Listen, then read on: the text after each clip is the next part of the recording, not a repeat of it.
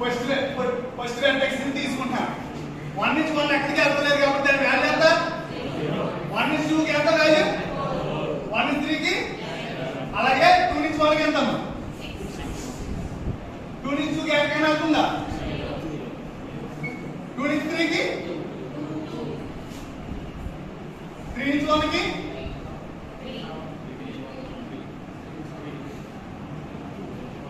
3 నుంచి 2 కమ్మా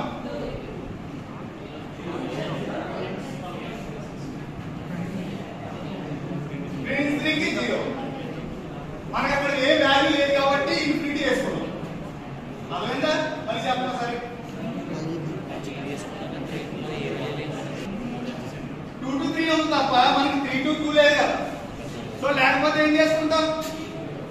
ఇన్ఫినిటీ వేసుకుంటాం ఎందుకంటే అక్కడ ఏ వాల్యూ లేదు మనకి ఏం వేసుకోవాలో తెలియదు సో అక్కడ ఏ వాల్యూ అయినా రావాలి సో దాని గురించి ఇన్ఫినిటీలో డిఫైన్ చేస్తాం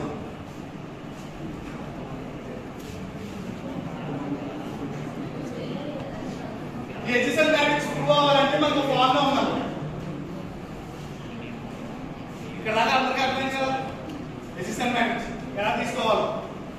నేను షార్ట్ ఎన్ని వస్తాయని చెప్పాను హెచ్ఎస్ఎల్ మ్యాట్రిక్స్ 3 వస్తే 3/3 మ్యాట్రిక్స్ తీసుకోవాలి 3 ఉన్నాయి కదా టోటల్ 3/3 మ్యాట్రిక్స్ 3 తీసుకోవాలి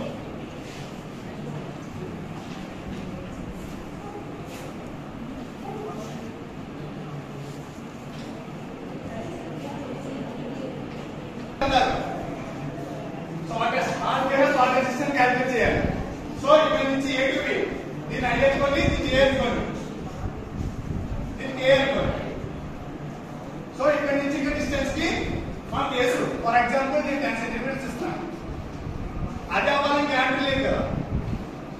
3 ఇది 4 ఉంది టోటల్ అయితే 7 అవుతుంది ఇది కూడా అవ్వచ్చు కదా అవ్వచ్చా లేదా చెప్పండి అమ్మా సో అప్పుడు ఏం చేస్తాం అంటే a of k minus 1 I comma j అంటే ఇది క్యాలిక్యులేట్ చేస్తాం బట్ ఆల్సో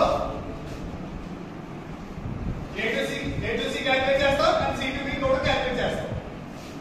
క్యాలిక్యులేట్ చేసిన తర్వాత మినిమం వాల్యూ ఏది వస్తుందో అది తీసుకుంటాం షార్టెస్ట్ డిస్టెన్స్ కింద అర్థమైందా ఆ ఫార్ములా వచ్చేసుకోండి